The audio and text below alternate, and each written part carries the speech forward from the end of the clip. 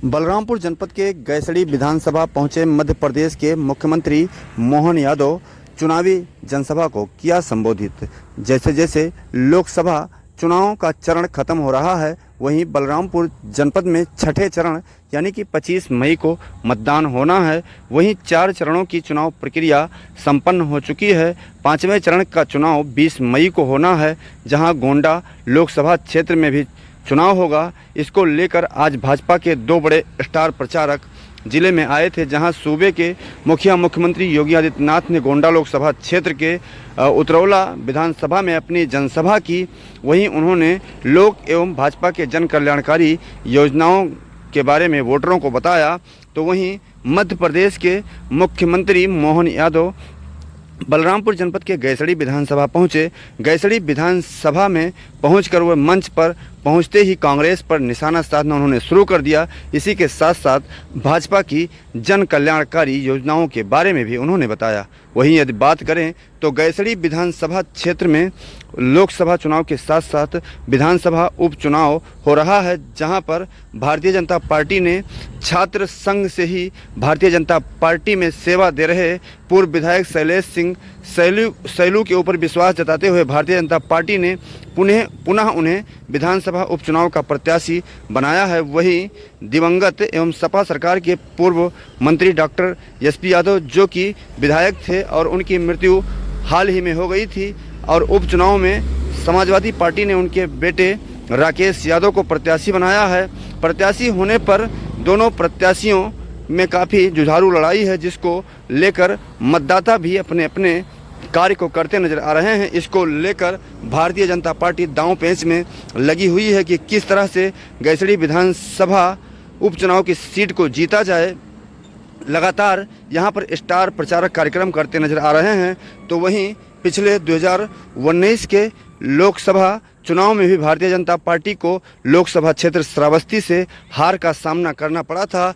यह नौबत दोबारा न आए, इसको लेकर भारतीय जनता पार्टी पुनः दांव पेच लगा रही है। इसी क्रम में मध्य प्रदेश के मुख्यमंत्री मोहन यादव आज गैसड़ी विधानसभा पहुंचे और मंच पर पहुंचने के बाद उन्होंने भाजपा की जन कल्याणकारी योजनाओं के बारे में जानकारी देते हुए वोटरों को भगवान श्री कृष्ण के भूमि पर होना बताया, और साथ ही साथ में उन्होंने राम के बारे में भी कहा। आइए देखते हैं क्या कहा मध्य प्रदेश के मुख्यमंत्री मोहन यादव ने। अभिनंदन करें साकेत जी का मेरे साथ अभी जिनने अपना भाषण समाप्त किया है, तो अपने आप को आनंद से आपका बता सकता है कि आप कहां से आए।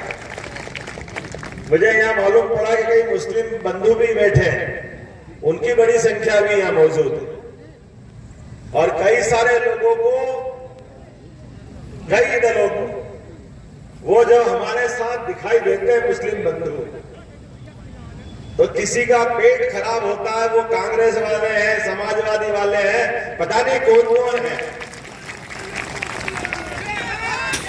पता नहीं उनके मन में क्यों ऐसा होता है।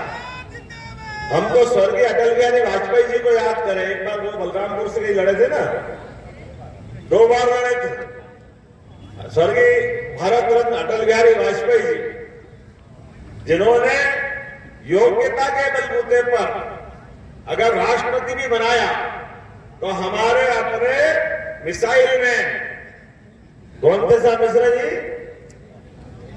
एपीजे अब्दुल कलाम, जोरदार अभिनंदन करो योग्यता के आधार पर। और जैसे मैंने प्रारंभ में कहा कि कांग्रेस वाले, समाजवादी वाले, जितने भी लोग हैं, ये कुछ लोगों को अपने वोट का गुलाम बना के रखना चाहते हैं। वो ये चाहते हैं कि इन पे हमारा ही कब्जा रहेगा, इनके हमारे अलावा कोई को देखने नहीं देंगे। मुझे तो लगता है कि कुछ पार्टियों के अपने नाम में भी संशोधन करने की जरूरत है, लेकिन नाम में संशोधन नहीं करें।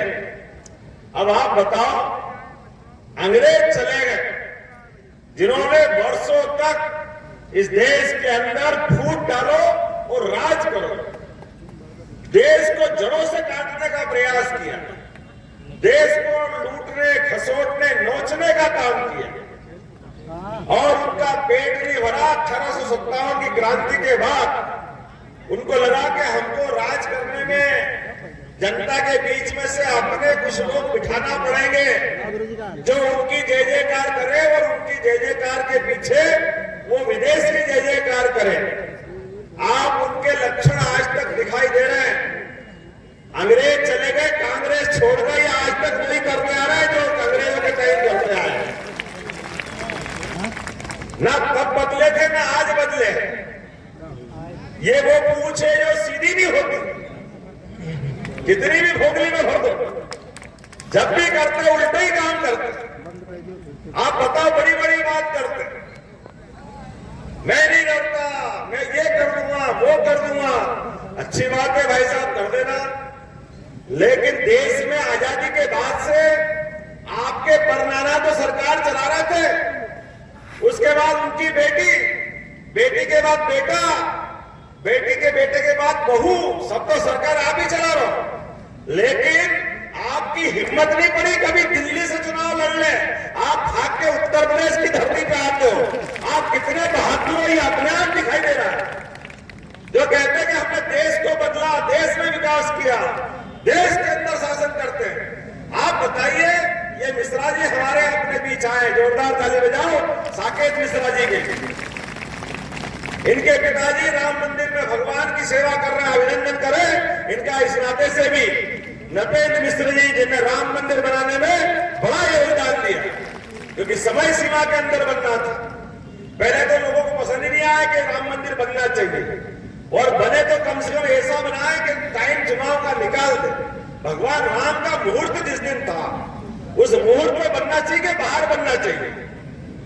कब बनना चाहिए था? लेकिन मुहूर्त में बनाने के लिए भी भगवान की दया से भी अपन विस्तार से बात करेंगे। नरपेंद्र जी ने पसीना बहाया और हम तो और आनंदित हैं। इनकी हमारी 5000 साल पुरानी दोस्ती है। आप याद करो भगवान कृष्ण और सुदामा का मित्रता का काल। बोलो गोपाल कृष्ण भगवान की। क्या दोस्ती थी भगवान कृष्ण की। अपने कॉलेज के समय के जैसे हम अपने स्कूल के मित्र को नहीं भूलते, और कई तो भूल जाते हैं, लेकिन हमको मालूम है 5000 साल पहले कृष्ण सुदामा की उज्जैन में दोस्ती हुई थी। और शांतिमनी आश्रम में होने वाली मित्रता काल के प्रवाह में परवान चढ़ते चढ़ते भगवान ने अपना अलग अलग प्रकार के रोल अदा करते हुए द्वारकाधीश हो गए। और इधर सुदामा जी की परिस्थिति परमात्मा परीक्षा लेता है, जाने अनजाने खराब हुई, और ऐसे में घर में पत्नी ताने दे रही कि तुम्हारा कहां मित्र कहां से कहां पहुंच गया, और तुम यहाँ खाने के लाले पड़ रहे हैं, कुछ लाओ घर में खिलाओ, नहीं है कुछ तो रोज ताने देते। जय गुरुदेव वाले बेटे आपको भी प्रणाम करता हूँ, उमाकांत महाराज की। क्या बाबा जय गुरुदेव ने भी अपनी साधना के पथ को अपनाया है। मैंने उज्जैन में मेरी विधानसभा के अंदर सदैव प्रणाम करने बाबा जी को जाता हूँ। 2-3-4 दिन को वहां भी आ रहा हूँ। मैं आज इस अवसर पर इसको उल्लेख इसलिए कर रहा हूँ कि सुदामा ने ताने सुनकर के अपने मित्र से तरफ चलने का कदम बढ़ाया, और भगवान कृष्ण की ऐसी कई सारी बातें समाज में आती नहीं है, वो आना चाहिए, बोलना चाहिए। भगवान के पास जब सुदामा पहुंचे, द्वारपाल ने बताया कि कोई सुदामा आया है, फटे कपड़े, पसीने में लथपथ, लगता ही नहीं कि आपका मित्र है, लेकिन वो कहता कि आपका मित्र हो। इतना सुनते भगवान सिंहासन में बैठे राज दरबार छोड़ करके दौड़े दौड़े आए अपने मित्र का स्वागत करने के लिए। ये हमारी लोगों की मित्रता का उदाहरण है। ये हमारी मित्रता होती है। पैसा हो गया तो क्या हो गया, लेकिन पैसे के ऊपर संबंध हो गए, और संबंध हमारे कैसे बनना चाहिए भगवान ने उस समय सिखाया। और हम सब याद करें, कभी पढ़ोगे तो याद आएगा। अभी मैं कांग्रेस को और अंग्रेज को इसमें जोड़ूंगा, आप याद रखना, इस कहानी को छोड़ूंगा नहीं। आज भी वो याद आएगी। भगवान के आगे सुदामा वैभव देख के आंखें चौंधी आ गई, बोल नहीं पाए, बता नहीं पाए काहे के लिए आए, और भगवान ने भी उनकी सारी परिस्थिति समझ ली। श्री कृष्ण भगवान ने उनको अच्छा नहलाया धुलाया, पैर धुलाए। लोग तो कहते हैं अपने आंसुओं से उनकी हालत देख करके उनके पैर धुला दिए। इतना मित्रता का प्रेम उनका था। लेकिन उसके बाद भी 1 महीना, 2 महीना, 3 महीना, 4 महीना, 6 महीने तक अपने यहाँ रखा। अब सुदामा ने कहा मेरे को अपने परिवार की याद आ रही, मेरे को जाना, कन्हैया जाने दो, जाने दो, जाने कन्हैया काले जा रहा है, और जाने के टाइम विदा करा तो अपने उसी प्रकार की व्यवस्था से विदा करा। अब सुदामा जी के अंदर से मन में लगा कि ये कैसा कन्हैया है, कुछ तो दे जा भाई, ऐसे कैसे छोड़ रहा, ना हाथ में दिया ना साथ में दिया, और ऐसे ही रवाना कर दिया। तो सुदामा अपने भगवान को थोड़े मन में मित्र को कोसने नजर आए कि कैसे आदमी है, इतने बड़े आदमी, थोड़ा धन दौलत दे देते, अब मैं घर में क्या मुंह दिखाऊंगा।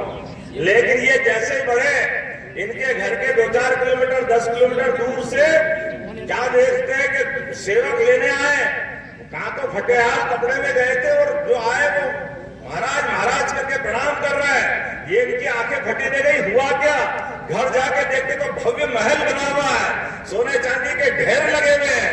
अपने मित्र की पीठ पीछे इतनी मदद करी कि लगा क्या, हाँ कन्हैया का दोस्त कैसा होना चाहिए। ये भगवान कृष्ण का उदाहरण है, और इसमें 2 शिक्षा छिपी हुई है। वो शिक्षा क्या है? एक शिक्षा ये कि आपका कोई कितना ही कट्टर दोस्त हो, अगर मांगने आए तो आप उसको सामने से दोगे तो उसकी आंखें नीची हो जाएगी, थोड़ी इंसल्ट होगी, उसकी इज्जत खराब होगी। आप उसको दो जरूर, लेकिन जता के मत दो, पीठ पीछे पूरी मदद कर दो और अपने मित्र का मान सम्मान बढ़ाओ। ये भगवान कृष्ण ने हमारा उस समय सम्मान बढ़ाया कि ये हमने अपने सारे पाठ्यक्रम, आप बताओ कितना अच्छा पाठ छिपा हुआ है। लेकिन अंग्रेज आए 1812 में लाल निकाले की शिक्षा नीति लागू करी। उन्होंने हमारे पाठ्यक्रम से भगवान कृष्ण के, भगवान राम के, सारे देवी देवताओं के सब पाठ्यक्रम निकाल दिए, सब बाहर कर दिए कि इनको पढ़ाने की जरूरत नहीं है। ये कपोल कल्पित गाथा है।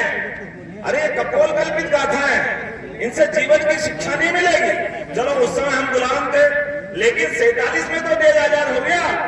47 में देश आजाद हो गया। कांग्रेस ने 70 साल राज किया, लेकिन ये पाठ्यक्रम नहीं बदला। ये उनसे और बड़े वाले निकले, छोटे मियां तो छोटे मियां, बड़े मियां सुभान अल्लाह। इन्होंने अंग्रेज वालों ने जो नहीं किया वो कांग्रेस ने कर दिया। उस समय स्कूल की शिक्षा में ग से गणेश पढ़ाते थे। इन्होंने कहा गणेश से हिंदू मुस्लिम की वो आती है। अब बेचारे मुस्लिम तो कुछ बोल ही नहीं रहे, बोल यही रहे जो वोट मांगने गली गली घूम रहे हैं। उनने ग से गणेश जी को हटाया, ग से गधा फिट कर दिया। पता नहीं किसको आदर्श मानते, यही जाने क्या काम जाने। ग से गधा बिठा करके गधा बनाना चालू किया। मुझे इस बात की प्रसन्नता है, आज चुनाव के दौर में मैं आपके बीच में आया हूं वोट मांगने, तो हमारे बीच आज प्रत्याशियों की होड़ लगी है। लेकिन प्रत्याशी वो आज हमारे बीच यशस्वी प्रधानमंत्री नरेंद्र मोदी जी का अभिनंदन करो। 2020 में शिक्षा नीति लागू करी और हमने अपने भगवान का पाठ्यक्रम में हिस्सा बना दिया। जोरदार अभिनंदन करो। अब हमको आनंद आता आज के समय में कि हाँ, हमारे भगवान राम, भगवान कृष्ण, जिनके जीवन से कदम कदम पे पूरा समाज सीखता है, उन सारे पाठ्यक्रम का हिस्सा बना दिया, जिससे आने वाले समय में भी हमारी पीढ़ियां इन पे गर्व कर सकेगी। मुझे इस बात की प्रसन्नता है। अब आपको इसलिए मैंने कहा कि कहां मैं अयोध्या उतरा तो ऐसा लगा कि सरयू मां आशीर्वाद दे रही है भारतीय जनता पार्टी वालों को, आनंद से लहराइए। ऐसा लग रहा है चारों तरफ की उमड़ती घुमड़ती घटाएं एहसास करा रही है। भगवान राम को अपने अयोध्या धाम में मुस्कुराने के लिए 70 साल लग गए और 500 साल का संघर्ष था। हमारा समय खराब था, कोई बात नहीं, लेकिन देश की आजादी के समय से तो हो सकता था। लेकिन कांग्रेस को कभी हमारे देवी देवता पसंद नहीं आते, कभी वो अपने बीच में वो अगर ये करे। अरे बताइए, भगवान कृष्ण के लिए तो रसखान ने कितनी सुंदर कविता बनाई है। ताई रही इनकी छोरिया छठिया पर छाछ में नाच नचाए। वो रसखान के भी हम प्रशंसक है, अपने यहाँ राष्ट्रपति बने उनके भी प्रशंसक है। और माननीय नरेंद्र मोदी जी ने 10 साल के अंदर जो कराया, 2019 में के बाद तो गजब ही कर दिया। अभी आपने अप्रैल में रामनवमी भी मनाई और 2 दिन पहले ईद भी मनाई कि नहीं मनाई। पूरे देश के अंदर अगर आनंद आया तो ये मौका किसने दिया? ये हमारे प्रधानमंत्री ने दिया। पूरे देश से कर्फ्यू लगना बंद, पूरे देश में एक अलग अच्छा माहौल बना हुआ है। दुनिया में सबसे ज्यादा मुस्लिम अगर कहीं है तो हमारे देश में है। और आप देखो नरेंद्र मोदी जी की सरकार को कि सरकार चलाना किसको कहते हैं। आप लाइन से उठा के देख लो, इनमें फूट डालो राजनीति करी कांग्रेस ने, लेकिन कांग्रेस के किसी आदमी का सदैव वो कुछ भी करते रहे, लेकिन सबसे ज्यादा मुस्लिम देशों में सम्मान अगर हो रहा है तो नरेंद्र मोदी का हो रहा। हमारे सामने वो उदाहरण है। राखी के दिन राखी भेजती है मोदी जी को और बदले में मोदी जी साड़ी भेजते बहन को। अरे उपहार तो देना चाहिए कि नहीं देना चाहिए? अब किसी को राखी पसंद नहीं आए तो अपन क्या करें? किसी को दिवाली पसंद नहीं आए, किसी को होली पसंद नहीं आए, उनको होली पसंद आती खून की होली, और हम अपनी होली से सारे अपने पुराने शोक खत्म करके नए उत्सव में डूबते हैं। ये हमारे मोदी जी का शासनकाल है। मुझे इस बात की प्रसन्नता है, आप सब भी एहसास कर रहे होंगे। आप में से सब बताओ जितने यहाँ बैठे हैं, नरेंद्र मोदी जी का परिवार का कोई व्यक्ति चुनाव लड़ रहा का भाई? आप बता, कोई लड़ रहा हो तो आप बताइए, कोई लड़ रहा हो तो आप बताइए, कोई लड़ रहा हो तो। नरेंद्र मोदी जी प्रधानमंत्री बनना चाह रहे हैं और प्रधानमंत्री बनने के बाद अब दूसरे कहते अगर ये प्रधानमंत्री बने और इनकी मेजोरिटी आ गई तो ये संविधान बदल देंगे। अरे वाह भैया वाह, वो कोई नींद में सो रहे हैं क्या? आज भी तो सरकार ही चला रहा है, और एक दो दिन से नहीं, कितने साल चला रहा है? कितने साल चला रहा है भैया? कितने साल से चला रहा है? कितने साल से चला रहा है? वो 10 साल से सरकार चला रहा है। आज तक तो संविधान नहीं बदला। आज तक तो उनने वो करके दिखाया जो 35 साल पहले तुम्हारे पापा नहीं कर पा रहे थे बाबू साहब, ये उससे आगे वाले काम करके दिखा के गए। कांग्रेस वाले किस मुंह से बोलो? 35 साल पहले बहनों का, मुस्लिम बहनों का सुप्रीम कोर्ट ने फैसला किया था कि 3 तलाक का कानून गलत है। 70 से ज्यादा देशों के मुस्लिम देशों में ये कानून नहीं मानते, लेकिन उसके बावजूद भी सुप्रीम कोर्ट के दिए गए निर्णय को बदलने का कलंक अगर किसके माथे है तो कांग्रेस के माथे। लेकिन ये कांग्रेस के लोग, मैं तो बड़ा आश्चर्य करता हूं। समाजवादी के लिए, माननीय मुलायम सिंह जी के लिए मेरे मन में बहुत श्रद्धा है। पिछली बार उनके आशीर्वाद से 300 पार हुए थे। जोरदार ताली बजाओ मुलायम सिंह जी के लिए। उनके जीते जी उन्होंने कभी ये अंग्रेज और कांग्रेस से हाथ नहीं मिलाया। ये दुर्भाग्यपूर्ण मौका आने ही नहीं दिया। जब भी आने दिया, मैं भी कुश्ती संघ का प्रदेश का अध्यक्ष और राष्ट्रीय स्तर पर पदाधिकारी रहा। मुलायम सिंह जी भी कुश्ती के अध्यक्ष रहे, कुश्ती पसंद रहे। उन्होंने तो आमने सामने पट्ट ठोकते हुए हमेशा अखाड़े की तरफ हाथ बढ़ाया और आनंद घुमाया आपने से कि जब भी मौका पड़ा उनकी कुश्ती अगर हुई है तो कांग्रेस से हुई कि नहीं हुई? आप बताओ, ये लूले लगड़े बेलों की जोड़ी कोई खेती वेती कर सकती है क्या? चलने वाली है क्या? अरे भैया, इससे तो तुम अपने कंधे पे हल रख के अपन ही कर लेंगे। हम तो बलराम वाले हैं, कृष्ण वाले हैं, तुम कहां चक्कर में पड़ गए इनके? ये तो हम तो डूबेंगे सनम, तुम्हें भी लोग डूबेंगे, इनके पास तो कुछ बचा ही नहीं है। क्या कहा है, कुछ हो तो दे। पहले बड़ी मुश्किल से बाप दादा की सीट लाए थे अमेठी, और गए बार जो मार पड़ी कि अभी तक धूल उड़ रही है, अमेठी जाने की हिम्मत ही नहीं पड़ी। अब बची कुछ रायबरेली थी, और वहां की भी राय बदली बदली नजर आ रही है। मुझे लगता नहीं कि रायबरेली अपनी राय इनके लिए रखने वाली है। बदलते दौर में हम तो वो सारे लोग हैं कि आज जिसकी बात करने आए हैं, मैं आपके सामने नरेंद्र मोदी जी की बात के कुछ उदाहरण भी रखना चाहूंगा।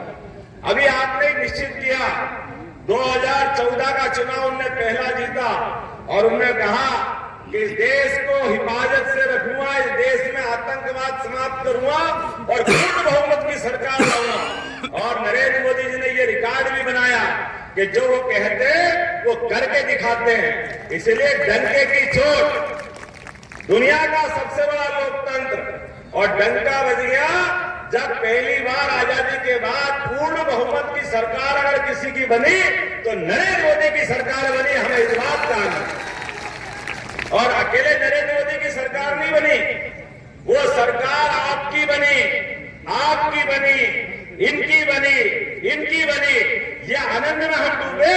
गरीब आदमी के परिवार से निकल करके कोई आदमी लोकतंत्र का प्रधानमंत्री बना, ये उदाहरण भी बना तो किसके सामने बना? एक ओबीसी समाज से निकला हुआ व्यक्ति देश का पहली बार प्रधानमंत्री बना। अभिनंदन करो नरेंद्र मोदी का और लोकतंत्र का, जिनने अपनी सरकार बनाने के बाद, ये तो वो लोग थे जो रोज क्या बोलते हैं आपके यहाँ मिर्ची पीस रहे थे, अब खत्म हो जाए, अब खत्म हो जाए, नरेंद्र मोदी की सरकार नहीं चलेगी, नहीं चलेगी, नहीं चलेगी। अरे ये कुछ भी करते रहे, सरकार चली, एसी चली, एसी चली के पहले तो जैसे हवा बरसात के पहले आंधी आती है, अंधड़ आते हैं, आनंद आता है, और जब घनघोर बारिश होती है ऐसे इनके सबके अरमानों पे पानी फेरते हुए जितने बेईमान थे, पहले नोटबंदी हुई कि नहीं हुई? ये हाय रे नोट, हाय रे नोट छप्पे से फेंकते नजर आए। इनके पास के पैसे सारे फालतू हो गए, क्योंकि ये सारे के सारे पाकिस्तान की प्रेस से छपे हुए नोट, जिनके माध्यम से ये उत्तर प्रदेश में सरकार बनाते थे, पता नहीं कहां उल्टे काम करते थे। लेकिन मुझे इस बात की प्रसन्नता है, नोटबंदी की, जीएसटी लागू किया, देश की वित्तीय व्यवस्था सुधारी, और पाकिस्तान जब देखो जब कभी बॉर्डर से, कभी देश के अंदर कोई बम फोड़ता, कोई आतंकवादी घटना करता, पता नहीं क्या क्या करता था। देश ने पहली बार अपने दुश्मनों को उनके घर में घुस के मारने का रिकॉर्ड बनाया। ये नरेंद्र मोदी जी का रिकॉर्ड है। हम महाराणा प्रताप की जय, भगवान कृष्ण की जय ऐसे ही नहीं बोलते, हमको तो और आनंद आ गया। भगवान कृष्ण ने भी कंस को उसके घर में ही मारा था, मारा कि नहीं मारा था? बोलो गोपाल कृष्ण भगवान की। कंस ने जो जो करना था वो सब कर लिया। कितना अन्याय किया उनके साथ भगवान के साथ। कभी कल्पना तो करो, अभी थोड़े कष्ट हुए तो अपन डर जाते हैं, लेकिन भगवान कृष्ण का जीवन देखो कितना कष्टमय। भगवान के माता पिता को पैदा होने के पहले ही जेल जाना पड़े, बताओ कितना खराब समय उनका था। जिस बच्चे के पैदा होने के पहले माता पिता को जेल जाना पड़े, एक भाई, दो भाई, तीन भाई, परिवार के 6-6 बच्चों को जेल में ही मरना पड़े।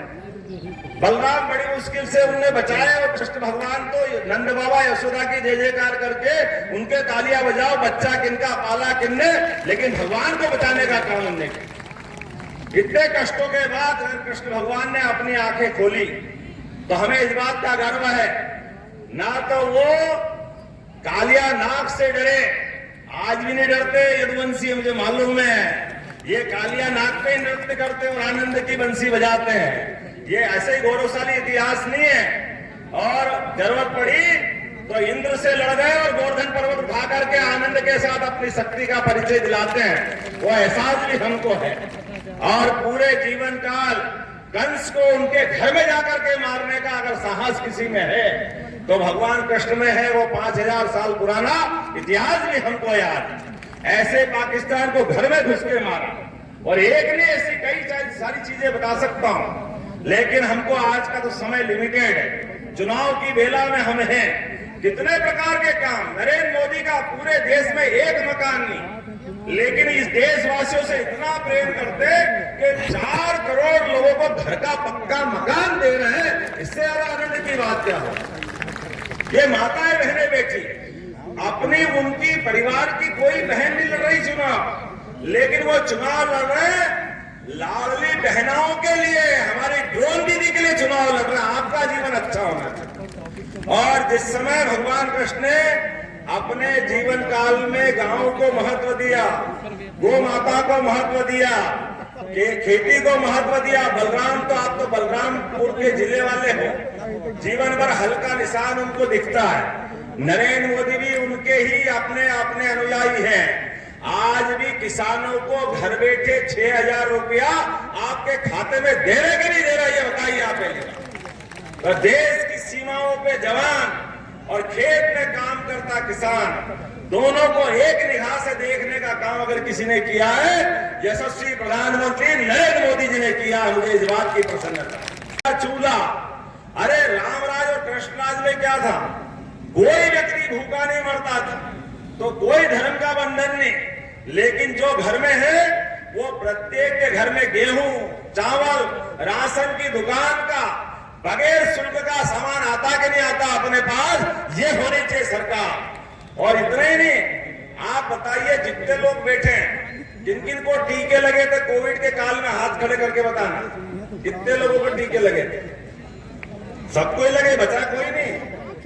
अच्छा, आप जरा हाथ नीचे कर लो, जोरदार तालियां बजाओ इस बात के लिए कि आपकी जान बचाने का काम अगर किसी ने किया है तो प्रधानमंत्री नरेंद्र मोदी ने किया। और जब ये कोविड की खराब समय आया, अभी भी वो साहिबजादे 4 दिन पहले कह रहे थे कि जब कोविड आया तो ये ताली बजा रहे थे, थाली बजा रहे थे। अरे ताली थाली नहीं बजा रहे थे, सबकी जिंदगी बचा रहे थे। और बाबू साहब, तुमने भी उस समय कहा था ये मोदी का टीका है, हम तो नहीं लगाएंगे। और रात की 12 बजे अंधेरे अंधेरे में जाके लगा लिया, क्योंकि जान बचाने के लाले तुम्हारे भी पड़ रहे थे। आज पूरा देश अगर सुरक्षित है तो नरेंद्र मोदी जी के कारण से। तो जिनने जान बचाई, और अभी भी मान के चलो, इस चुनाव में नरेंद्र मोदी जी जो चुनाव जीते, उनका खुद का क्या है? वो अपने लिए क्या चाह रहे हैं? वो देश को आगे बढ़ाना चाह रहे हैं। वो कह रहे हैं कि पूरी दुनिया में तीसरी अर्थव्यवस्था बनाना है, अपने देश की बनाना है, हर गरीब के जीवन में मुस्कुराने का मौका देना है। तो अपने नरेंद्र मोदी जी का ये सपना है। उनके कल के इंटरव्यू में देखो, विस्तार से कहा है कि मैं अपने लिए नहीं जी रहा हूं। नरेंद्र मोदी जी ने कितनी बड़ी बात कही, मैं जी रहा हूं मेरे देश की प्रगति के लिए और मेरे देश के नागरिकों के लिए। और जिनने अपने जीवन काल के प्रत्येक क्षण से स्थापित किया। इसलिए इस फैले हुए कीचड़ में आप सबसे भी निवेदन है, मैंने पहले शुरुआत में एक बात कही थी कि लोगों को पार्टी का नाम बदलना चाहिए। ये भारतीय जनता पार्टी जो अपना नाम रखती है, ये भारतीय रखते पूरा भारत हमारा है कि नहीं है? बताइए आप, है कि नहीं है? मैं पहले आजमगढ़ के एक स्थान पे आया था, तो उन्होंने कहा इनका उत्तर प्रदेश में क्या काम?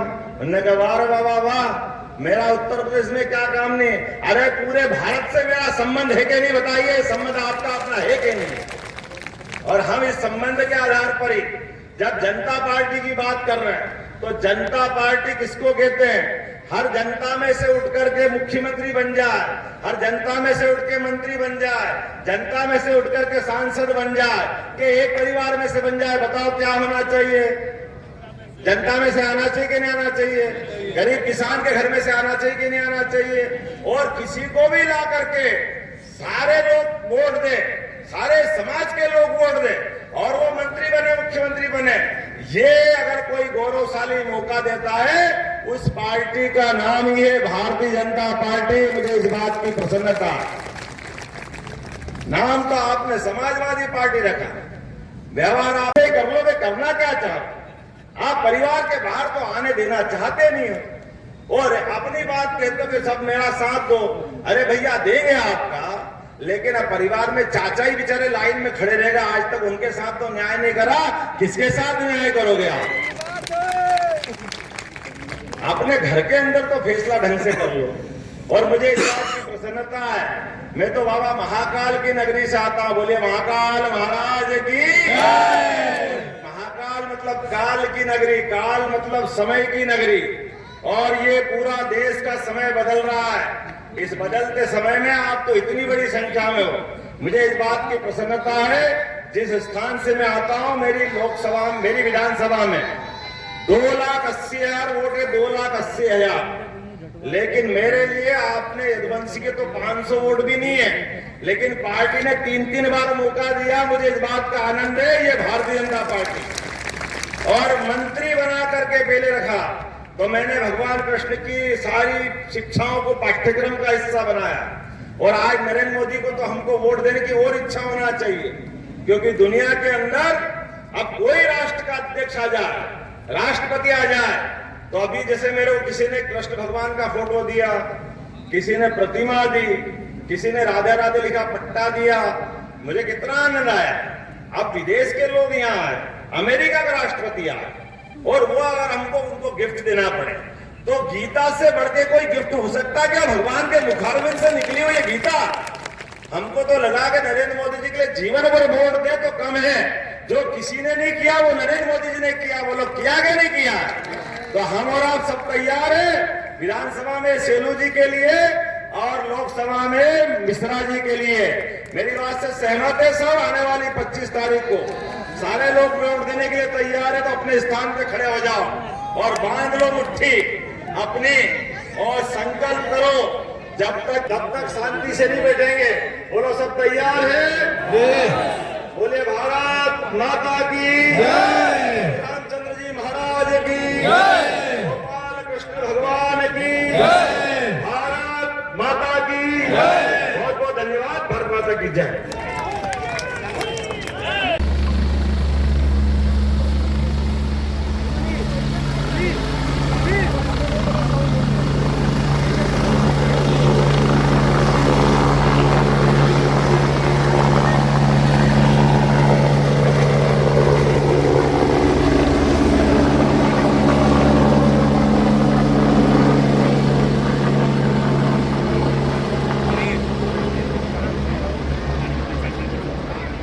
खेल खत्म।